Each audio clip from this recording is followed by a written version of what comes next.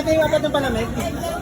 Ngayong araw ay isi-share ko sa inyo ang naging lakwatsa ko dito sa Quiapo, Manila. Ngayong araw kasi ay pinuntahan ko ang isa sa mga nag-trending na kainan dito sa Quiapo, ang famous sotanghon ni Nanay Rosa, na magpasa hanggang ngayon ay dinudumog pa rin ng karamihan. Sino ba naman kasi ang hindi matatakam, lalo kung nasa harapan mo lang niluluto ang kanilang famous na sotanghon.